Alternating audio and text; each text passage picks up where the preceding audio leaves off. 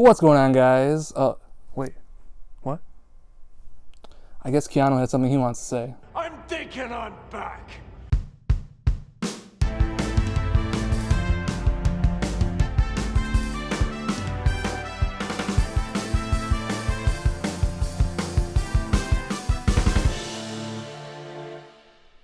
What's going on, guys? The Film Band Reviews. My name is Stephen Barton II, and wouldn't you know it, you probably haven't seen me in a while.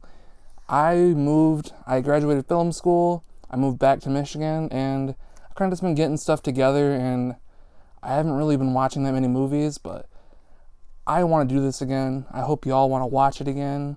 So let's go. I just saw 1917. It's a movie I've been dying to see for months. All the trailers came out while I was still living in Florida. I'm like, hell yeah, I gotta go see that. Didn't get a chance to see it yet. Finally went today, and I absolutely loved it.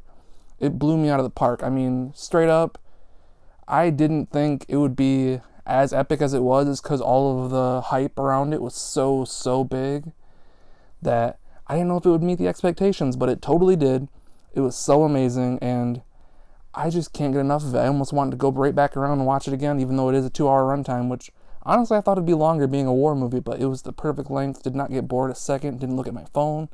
It was a pretty perfect movie. Now, I'll emphasis on that pretty, because the cinematography that Roger Deakins gets, epic. Yes, there are movies like Birdman and stuff like that I've already done the one-take type movies, but honestly, I think this might be the best one. Deakins played around with it so much, and you saw a little bit of the behind-the-scenes stuff if you saw the trailers in theaters or on the internet. There was a lot of the featurettes and stuff like that of him talking about how they had to wait for the daylight to match the last take so they could keep continuing shooting, and stuff like that is really crazy.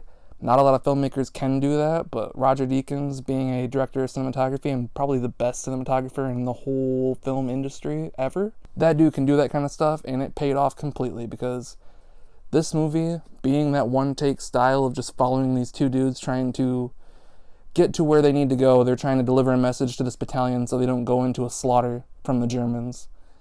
And we follow them on their journey with this camera being right with them, that it almost feels like a VR experience. It spins around, and you're with them the entire time. You don't leave them.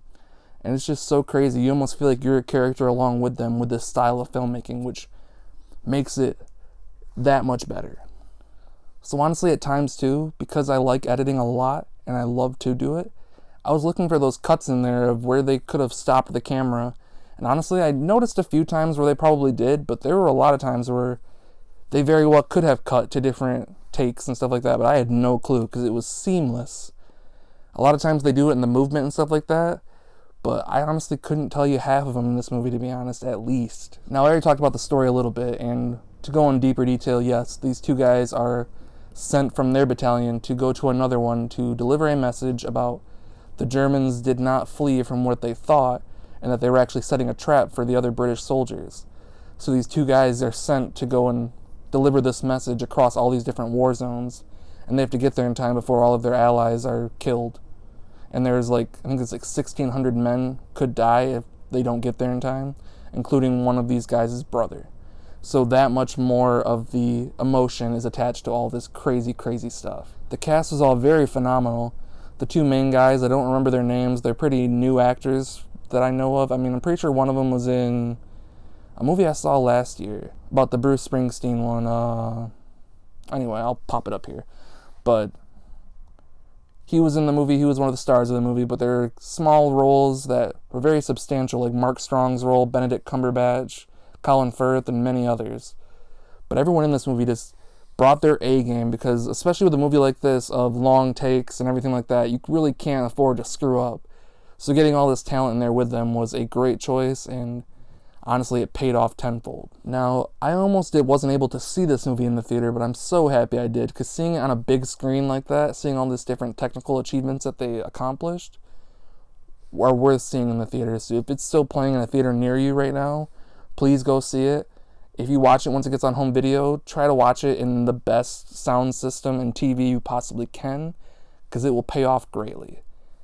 Now, another thing about 1917 is that it's nominated for several Oscars, and beforehand, not seeing it, I was like, dang, the hype really is getting up and up for me, so I really need to check it out, and I'm so happy I did, because I think it deserves all of these nominations, and honestly, it deserves a lot of the wins. Like, Roger Deakins is a lock for cinematography. There was some great cinematography in other movies this year, but I think Roger Deakins is locked in that spot, and honestly, Sam Mendes is best director. I think there's a couple other people in there, but I think he is a strong choice for it. And that's coming from one of Quentin Tarantino's biggest fans, to be honest, so that means something. 1917 is more than a war film.